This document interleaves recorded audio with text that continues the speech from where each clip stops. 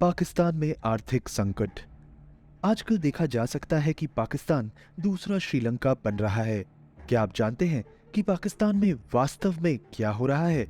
आज पाकिस्तान एक economic crisis से गुजर रहा है। एक खबर के अनुसार पाकिस्तान एम्बेसी को वॉशिंगटन में सेल पे लगा दिया गया है। इस नए साल की शुरुआत से पाकिस्तान सरकार ने एक नया आदेश दिया है कि शॉपिंग मॉल, बाजार, रेस्टोरेंट और शादी के हॉल सिर्फ रात 8:30 बजे तक खुले रहेंगे। ये देश के बिजली का खर्चा बचाने का एक तरीका है, क्योंकि पाकिस्तान गंभीर एनर्जी क्राइसिस से भी गुजर रहा है। क्या आपको लगता है कि इससे पाकिस्तान का ऊर्जा संकट ठीक हो जाएगा?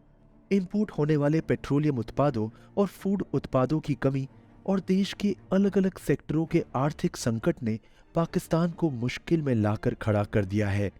पाकिस्तान की वर्तमान स्थिति के बारे में और डिटेल्स जानना जरूरी है कि किस तरह पाकिस्तान ऐसी स्थिति में आ खड़ा हुआ। तो इस बारे में थोड़ा गहराई से जानने की कोशिश करते हैं।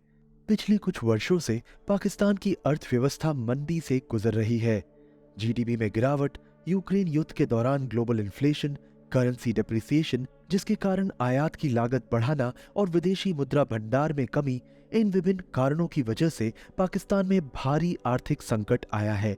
लेकिन इन सब फैक्टर्स से ज्यादा बड़ा फैक्टर है पाकिस्तान में पिछले साल की एक बहुत बड़ी बाढ़। लगभग 3.3 करोड़ लोग इससे प्रभावित हुए थे और बहुत भारी कष्ट सहा था।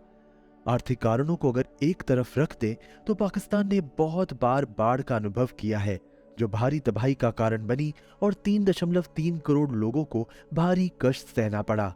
28 अक्टूबर 2022 को विश्व बैंक ने बाढ़ से हुई नुकसान पर एक असेसमेंट स्टेटमेंट रिपोर्ट जारी की। इस रिपोर्ट के अनुसार लगभग 14.9 अरब डॉलर का नुकसान इस बाढ़ की वजह से हुआ था और अनुमान लगाया गया कि 15.2 अरब डॉलर का आर्थिक नुकसान भी हुआ। इसका मतलब पाकिस्तान को लगभग 30 अरब डॉलर का भारी नुकसान सहना पड़ा इस बाढ़ की वजह से। पाकिस्तान का नेशनल पॉवर्टी रेट भी इस बाढ़ के कारण 2.5% से बढ़ 4% तक हो गया। इस बाढ़ की वजह से 58 लाख से बढ़कर 90 लाख लोग अत्यंत गरीबी का शिकार हुए।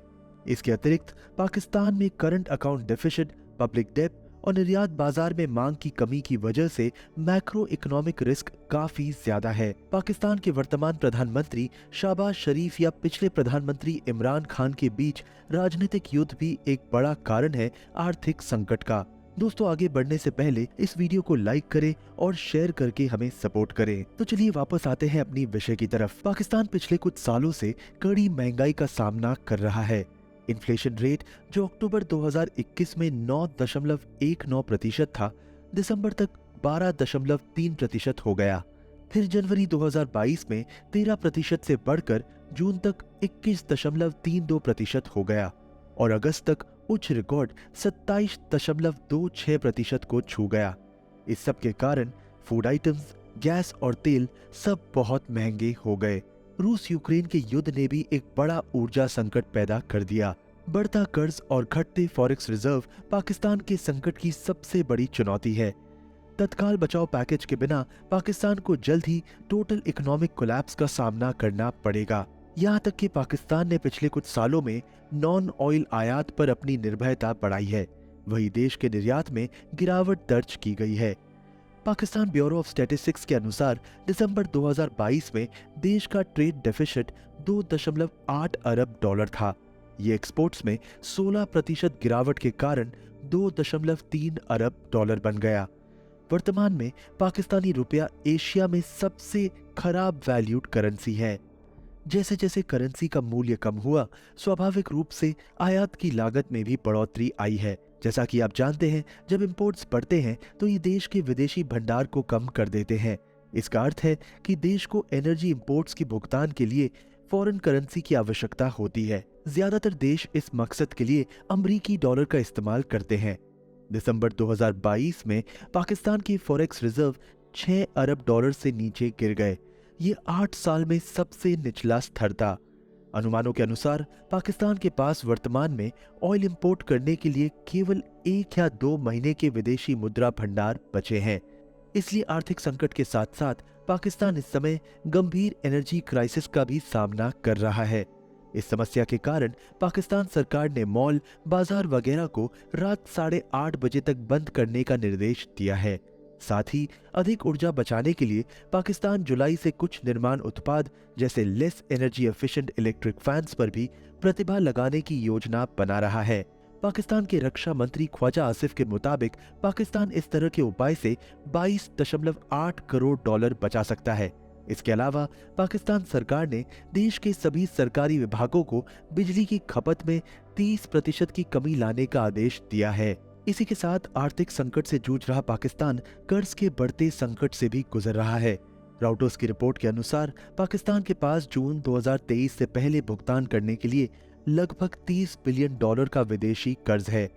वर्ल्ड बैंक के अनुसार पाकिस्तान की 2% की जीडीपी बढ़ोतरी कभी भी इतना बड़ा कर्ज नहीं चुका पाएगी।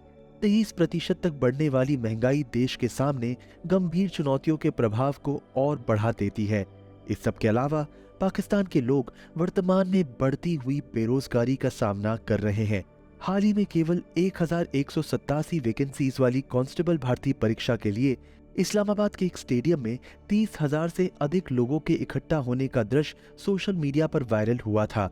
आप में से कुछ लोगों ने इसे देखा होगा। देश की फाइनेंशियल स्थिति इस हद तक खराब हो गई है कि पाकिस्तान के सेंट्रल बैंक ने लिक्विडिटी क्रंच के कारण आयात के लिए लेटर ऑफ क्रेडिट या एलसी जारी करने को अस्थायी रूप से निलंबित कर दिया है।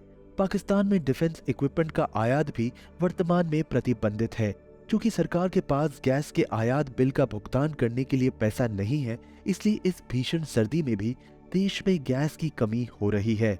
रिपोर्ट्स तो ये भी बताती है कि विदेशी बैंक अब पाकिस्तानी बैंकों से लेटर्स ऑफ क्रेडिट की पुष्टि के लिए 8% प्रीमियम की मांग कर रहे हैं। इसके अलावा ऐसी रिपोर्टें भी थी कि PBF, private sector policy advocacy organisation और पाकिस्तान बिजनेस फोरम ने प्रधानमंत्री शहबाज शरीफ से बहुत पहले ही देश में राष्ट्रीय आर्थिक आपातकाल घोषित करने और श्रीलंका जैसी आपदा को रोकने के लिए तत्काल कार्रवाई करने का आग्रह किया था। आर्थिक संकट के साथ साथ राजनीतिक अशांति और lack of commitment from lenders and friendly countries कुछ अन्य मुद्दे हैं जिनका पाकिस्तान सामना कर रहा है। पाकिस्तान के टॉप इकोनॉमिस्ट का मानना है कि इससे पाकिस्तान की आर्थिक स्थिति और खराब होगी और अर्थव्यवस्था पर और दबाव पड़ेगा। पाकिस्तान की वर्तमान में विदेशी कर्ज चुकाने और देश के भारी करंट अकाउंट डेफिसिट्स को कवर करने के लिए 26 बिलियन डॉलर से अधिक जुटाने की जरूरत है। लेकिन चीन या सऊदी अरब जैसे देश जो पाकिस्तान के करीबी मित्र थे, उन्होंने अभी तक पाकिस्तान को वित्तीय सहायता प्रदान करने की इच्छा नहीं जताई है। आशा की केवल अब एक किरण है कि शेष पाकिस्तानी राजनीतिक नेताओं का रिलायबल सोर्सेज से कुछ मदद प्राप्त करने का विश्वास है, जिसे अभी प्रकट नहीं किया जा सकता। तो दोस्तों, दुनिया के विभिन्न क्षेत्रों से विभिन्न विषयों पर जानकारीपूर्ण वीडियो के लिए हमारे चैनल को सब्सक्राइब करना ना भूलें। हम आप सभी के समर्थन के लिए तत्पर हैं। फिर मिलते हैं एक और दिलचस्प वीडियो के साथ।